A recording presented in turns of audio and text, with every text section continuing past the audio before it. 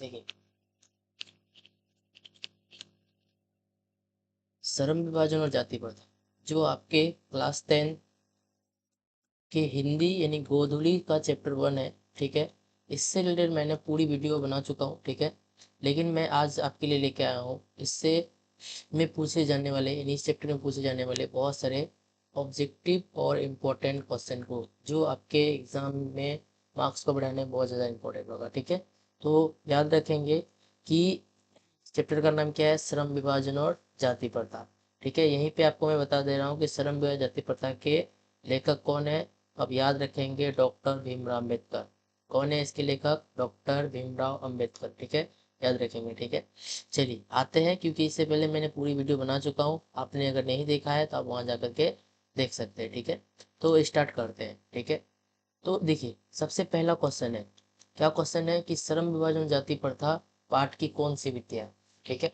तो सबसे पहले क्या करिए, क्वेश्चन सोचिए और आंसर देने की कोशिश कीजिए, ठीक है। देखिए, तो कह रहा है कि श्रम विभाजन जाति प्रथा पाठ की कौन सी विद्या है, ठीक है। तो आपको याद रखना है, ये क्या है, आपका निबंध है। क्या है, निबंध, ठीक है। तो सबसे पहला आपका ये जो आंसर हो जा रहा है, आपका क्या हो जाएगा, निबंध हो जाएगा। यानी पाठ की कौन सी विद्या है, ये निबंध है, ठीक है। ठीक है, ये याद रखेंगे आप लोग। देखिए, तो ये आपको याद रखना है कि श्रम विभाजन जाति प्रथा क्या है, पाठ की कौन सी विद्या है, आपका ये आपका जा करके है निबंध है, ठीक है। दूसरा क्वेश्चन देखिए, दूसरा क्वेश्चन क्या कहता है कि श्रम विभाजन जाति प्रथा के लेखक कौन है, ठीक है।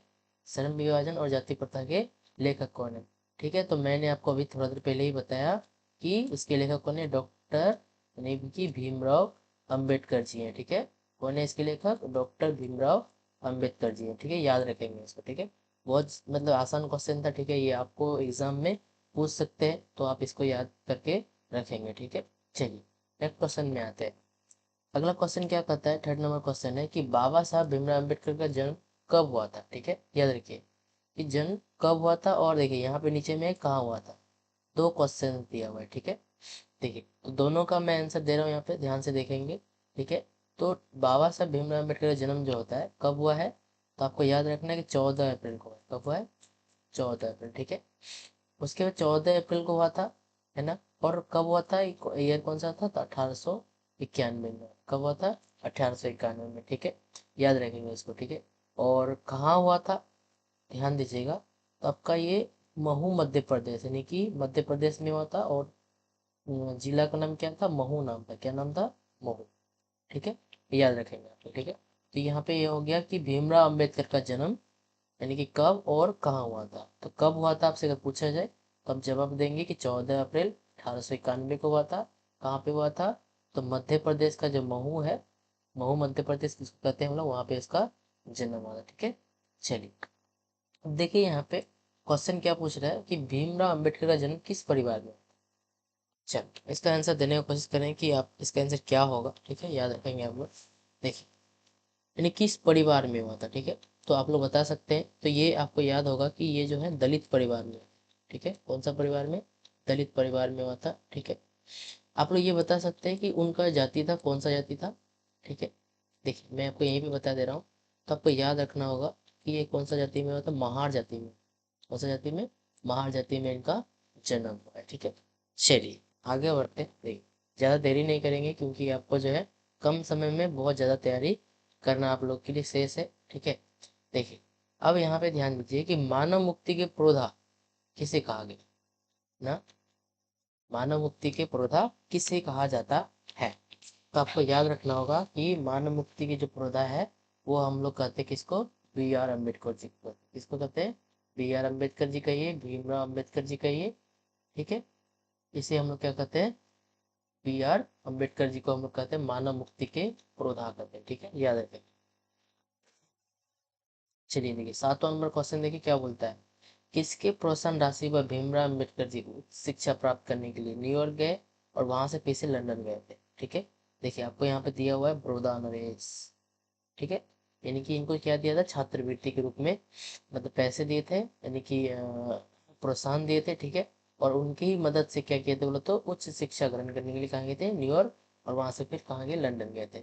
तो आप लोग के लिए क्वेश्चन ये है कि ये किस की मतलब कि शिक्षा, यानी कौन सी शिक्षा प्राप्त करने के लिए लंदन गए थे, ठीक है।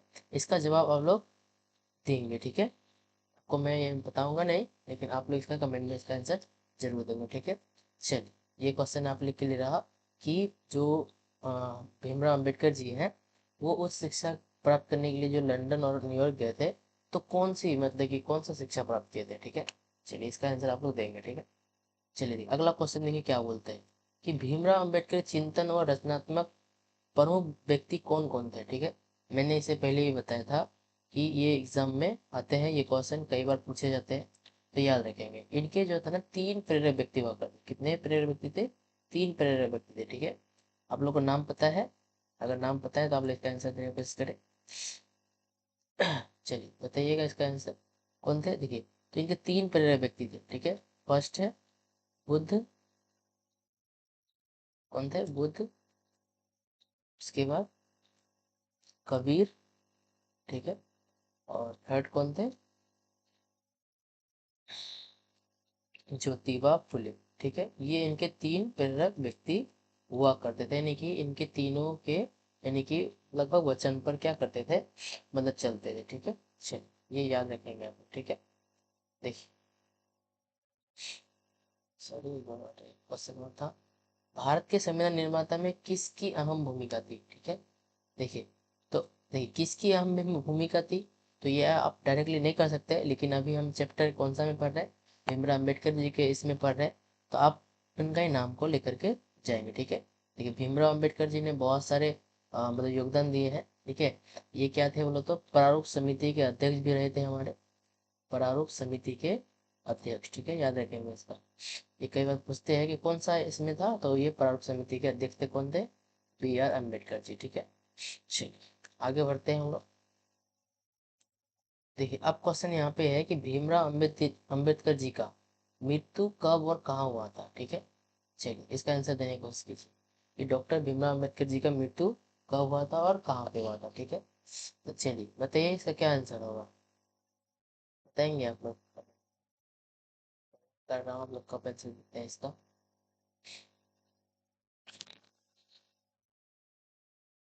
बताइए क्या आंसर होगा।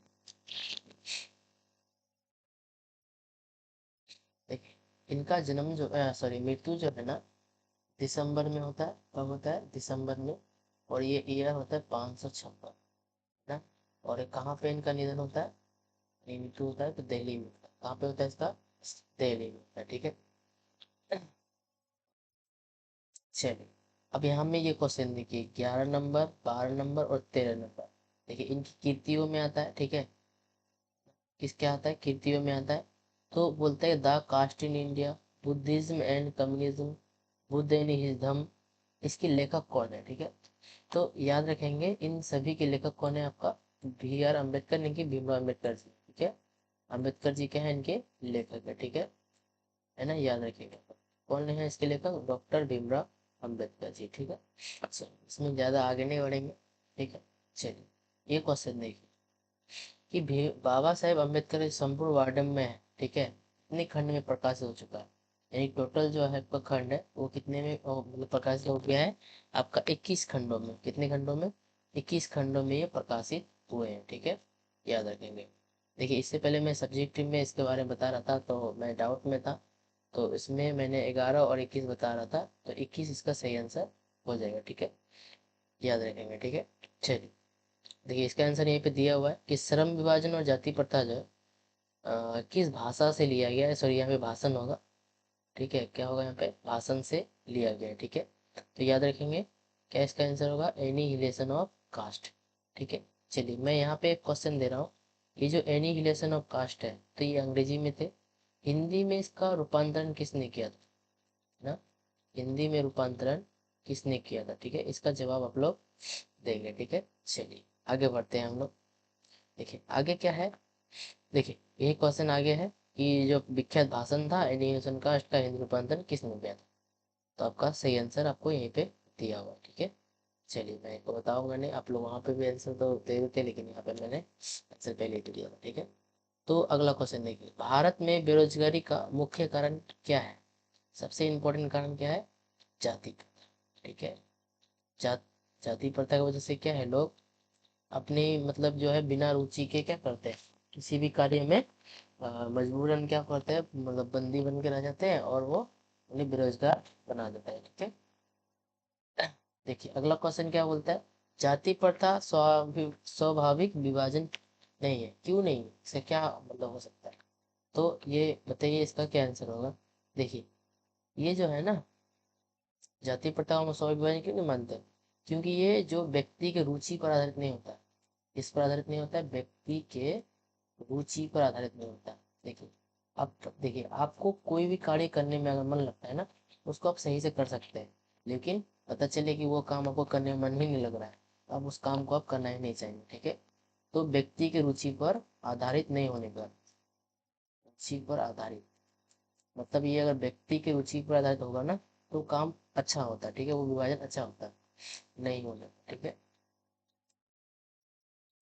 नहीं होने पर। ठीक है, ये इसका क्या होगा, आंसर होगा जाति प्रथा, इसलिए हम लोग उसका स्वाभाविक विभाजन नहीं मानते। ठीक है, तो नेक्स्ट क्वेश्चन देखिए, आदर्श समाज स्वतंत्र समांतर भर्ती पर आधारित होगा, किसने कहा? देखिए तो ये कौन चाह रहे थे, तो ये हमारे भीमराव अम्बेडकर जी चाह रहे थे। वो चाह रहे थे कि हमारा समाज जो होना चाहिए, क्या होना चाहिए, समानता और भ्रातृत्व पर आधारित होना चाहिए। ठीक है, और ये कहने वाले व्यक्ति थे भीमराव अम्बेडकर जी। ठीक है, चलिए लास्ट देखते हैं। तो भारत में बेरोजगारी का एक प्रमुख और प्रत्येक कारण क्या है? सबसे ज्यादा जो मतलब प्रमुख कारण है, वो आपका क्या है, वो आपका है, कौन सा है बताएंगे आप लोग, वो आपका है जाति प्रथा। ठीक है, क्या है, जाति प्रथा। ठीक है, जाति प्रथा ही है जो क्या करते हैं हम लोग का बेरोजगारी का मुख्य और प्रत्यक्ष डायरेक्टली उसका कारण है। ठीक है, देखिए अगला क्वेश्चन देखिए क्या बोलता है, आधुनिक सभ्य समाज श्रम विभाजन को आवश्यक क्यों मानता है, क्या कारण है जो इसको ये आवश्यक मान करके बैठा हुआ है? ठीक है, बताइएगा इसका क्या आंसर होना चाहिए। तो देखिए क्यों आवश्यक मानता है, बोलता है कार्य कुशलता के लिए क्या है आवश्यक, कार्य कुशलता के लिए क्या है आवश्यक है। क्या लगता है, जाति प्रथा कार्य कुशलता के लिए अगर मतलब विभाजन किया जा रहा है, तो ये सही है? कार्य कुशलता के लिए बताएंगे आप लोग, क्या ये सही है? कार्य कुशलता के लिए अगर आधुनिक विभाजन श्रम विभाजन को आवश्यक क्यों मानता है, कार्य कुशलता के लिए सही मानता है, लेकिन अगर जाति प्रथा के आधार पर किया जाए तो ये सही होगा, नहीं होगा। ठीक है, याद रखेंगे इसको। सच्चे लोकतंत्र में कैसी भाईचारा होनी चाहिए? चलिए इसका जवाब आप लोग सभी को कमेंट में देंगे। ठीक है, क्योंकि मैंने इसको जो है पिछले वाले वीडियो में बहुत ही अच्छी तरह से समझाया है। ठीक है, तो उम्मीद करते हैं आप लोग को ये समझ में आया होगा।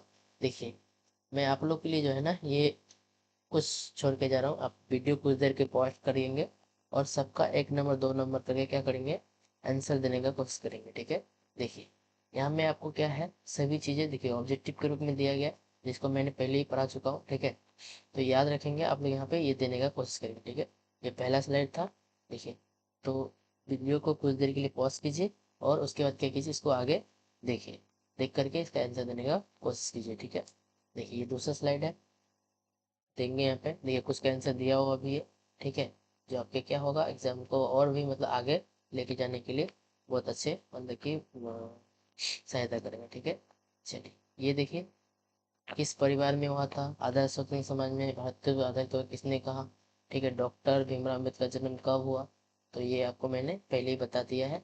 आप लोग क्या करें, इसको देखने का कोशिश करेंगे और मतलब कुछ देर के लिए वीडियो पॉज करेंगे और पूरा का आंसर देने का मतलब कोशिश करेंगे। ठीक है, देखिए ये भी यहाँ पे दिया हुआ है कि कहाँ हुआ था। ठीक है, जाति प्रथा श्रेणीकरण किसका रूप ले लेता है?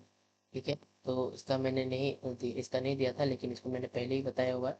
ठीक है, अगर नहीं पता होगा तो आप लोग इसका आंसर देंगे, फिर मैं आपका आंसर देने की कोशिश करूँ। ठीक है, तो जाति प्रथा मैंने किस प्रथा को आर्थिक पॉलिसी में खतरनाक माना है? ठीक है, इसका भी आंसर देने की कोशिश करें। ठीक है, उम्मीद करते हैं आप लोग को अच्छे से समझ में आया होगा, और आपने अगर इसमें से एक भी का भी आंसर आपको मतलब कमेंट बॉक्स में देते हैं तो आपको लगेगा आपने अच्छा ही मतलब तैयारी किया है।